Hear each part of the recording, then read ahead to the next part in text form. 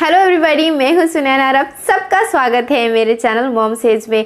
आज के इस वीडियो में अपनी सीरीज़ को ही कंटिन्यू करते हुए need to know about new born babies series को कंटिन्यू करते हुए आज के इस वीडियो में हम बात करेंगे न्यू बॉर्न बेबी के नोज़ के बारे में। वीडियो को स्टार्ट करने से पहले मैं आपको बता दूँ कि आई एम अ मदर, और अगर वीडियो आपको अच्छी लगे, हेल्पफुल लगे तो वीडियो को लाइक जरूर कीजिएगा, मेरे चैनल को सब्सक्राइब कीजिएगा, हो सके तो शेयर भी कर दीजिएगा। So let's start the video.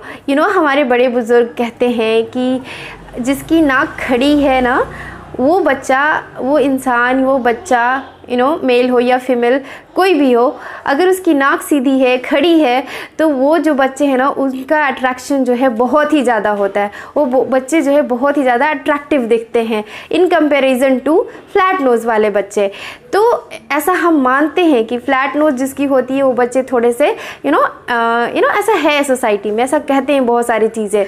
और अगर हम नए पेरेंट हैं तो डेफिनेटली हम बहुत थोड़े से हमें बुरा लग सकता है कि हमारे बच्चे को कोई चपटी नाक वाला कह रहा है या चपटी नोज़ वाली कह रहा है, तो मतलब हमें अच्छा नहीं लगता है। बट अब अपीयरेंस है तो वी हैव टू एक्सेप्ट ना, अगर है तो है, हमसे जो गया है वो पास ऑन हुआ है, वो वैसा ही रहेगा, हम उसको चेंज नहीं कर सकते हैं। बट अगर वो नॉर्मल डिलीवरी के थ्रू बच्चा हुआ है और उस स्क्वीज़ और उस प्रेशर की वजह से अगर बच्चे की नाक जो है वो फ्लैट हो गई है, तो वो डेफिनेटली कुछ वीक्स में या फिर कुछ थोड़ा सा लंबा समय लगे, बट वो बच्चे की नाक जो है वो सीधी हो जाएगी और वो सही हो जाएगा और उसकी नाक जो है खड़ी हो जाएगी। हमें वरी करने की बिल्कुल भी ज़रूरत नहीं है या फिर हमें बुरा फील करने का बिल्कुल भी ज़रूरत नहीं है। हमारा बच्चा वैसे भी फ्लैट नोज ऐसा थोड़ी है। और ऐसा कौन कहता है कि फ्लैट नोज वाले बच्चे अच्छे नहीं लगते हैं? बिल्कुल अच्छे लगते हैं, बहुत अच्छे लगते हैं, बहुत ही ज़्यादा सुंदर लगते हैं। तो हमें ये सारी चीज़ें नहीं सोचनी चाहिए। बच्चे जो हैं वो फ्लैट नोज़ हो, सीधी नोज़ हो, वो हमेशा अच्छे ही दिखते हैं रहता है। तो वो कुछ ही वीक्स में आप नोटिस करोगे कि आपके बच्चे की जो नाक है वो खड़ी हो गई है, मतलब खड़ी है ना, नॉर्मल दिखने लगा, वो फ्लैट नहीं दिख रहा है। बच्चा है। और कुछ बच्चे इसलिए भी उनकी नोज़ जो है ना फ्लैट होती है, क्योंकि आपने सुना होगा, बहुत सारे लेडीज़ वगैरह ऐसा सुना होगा कि कि जब जैसे जैसे 9 मंथ हमारा स्टार्ट होता है तो बहुत सारे ऐसे केसेस हो जाते हैं, ऐसे प्रॉब्लम हो जाती है कि कि हमें पता चलता है कि हमारा जो वाटर लेवल है बच्चे का, जो जिस फ्लूइड में एमनियोटिक फ्लूइड है वो थोड़ा कम हो गया है। तो कम हो जाता है तो बच्चा जो है ना उसको ब्रीद लेने में थोड़ा सा इश्यू होने लगता है, उसको थोड़ी प्रॉब्लम होने लगती है। तो डॉक्टर यही सजेस्ट करते हैं कि हमें क्या है, बच्चे को अर्ली उसको डिलीवर कराना पड़ेगा, क्योंकि बच्चे जो ब्रीथ नहीं ले पा रहे, उसको डिस्कम्फर्ट होता है। तो इस वजह से भी बच्चे का जो नोज़ है ना वो फ्लैट होता है। तो ये भी रीज़न होता है कि बच्चे का जो नोज़ है वो फ्लैट है। कुछ समय लगेगा या फिर कुछ वीक्स लगेंगे तो ये जो नोज़ है ना बच्चे की सही हो जाती है। कुछ बच्चे बहुत लंबा समय लेते हैं अपनी नाक को सही करने में, तो ये भी बहुत नॉर्मल है और वो सही हो जाता है बच्चे का।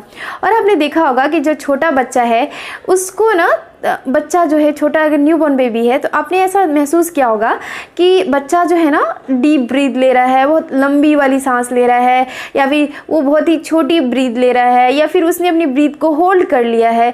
और ऐसी जो सारी चीज़ें चलती हैं, ब्रीथिंग की जो प्रॉब्लम चलती है, वो खासकर न्यू बॉर्न बेबीज़ में होता है। और वो वैसे बेबीज़ में होता है इरेगुलर ब्रीदिंग जो बच्चे प्री मैच्योर डिलीवर होते हैं। हम कहते हैं कि अगर समय से पहले अगर फल को तोड़ा जाता है, अगर पेट से अगर समय से पहले बिना पके, अधिक पके ही अगर हम तोड़ लें तो वो कच्चा ही रह जाता है, अच्छे से पका नहीं होता है। और उसमें ठीक उसी तरीके से अगर बच्चा अगर समय से पहले अगर बाहर आ जा रहा है तो ऑब्वियसली उसको थोड़ी सी प्रॉब्लम होगी, राइट? होता है, कोई भी चीज़ अगर समय से पहले अगर हो रहा है तो उसमें थोड़ी ना थोड़ी प्रॉब्लम होती है। ठीक वैसे न्यू बॉर्न बेबीज़ के ब्रीदिंग इश्यूज, जो इरेगुलर ब्रीदिंग हो रही है, तो प्री मैच्योर बेबीज़ में ऐसी प्रॉब्लम्स होती है। बट ये जो बच्चे जैसे जैसे बड़े होते हैं तो ये सही हो जाता है। ऐसा नहीं कि वो लाइफ लॉन्ग चलेगा, ऐसा नहीं है, वो थोड़ा सा टाइम लगता है बट वो सही हो जाता है। न्यू मदर के कमरे में जाओगे और न्यू बॉर्न बेबी अगर सो रहा होता है तो आपने सुना होगा कुछ नॉइसेस, कुछ साउंड्स जो बच्चा निकाल रहा होता है, वो गर्गलिंग की साउंड्स होती हैं, वो गर्गलिंग करता है न्यू बॉर्न बच्चा, स्नॉटिंग करता है। तो इस तरह के जो साउंड्स है ना, आप एकदम सुने होंगे, सब लोगों ने सुना होगा। तो ये जो साउंड्स जो बच्चे निकालते हैं ना, ये भी नॉर्मल होता है। और ऐसे साउंड्स होते हैं जो हमें इरिटेट नहीं करते, काफ़ी पीस फील कराते हैं, यू नो, अच्छा फील कराते हैं। और ये इस वजह से ये स्नॉटिंग और गगलिंग की जो साउंड्स बच्चे निकाल रहे होते हैं वो इस वजह से होता है क्योंकि वो जो ब्रीथ लेने वाला जो ब्रीथ जो लेते हैं, जो पैसेज है, ब्रीदिंग पैसेज है, वो थोड़ा छोटा होता है। और छोटा होता है तो जो बच्चे ब्रीथ इन करते हैं, ब्रीथ आउट करते हैं, तो ये सारी साउंड्स जो है ना बाहर आती हैं।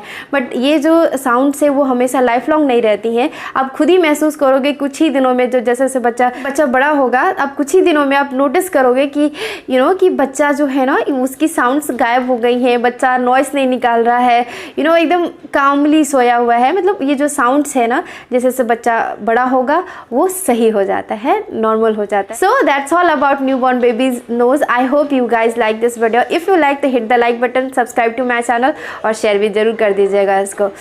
Thank you.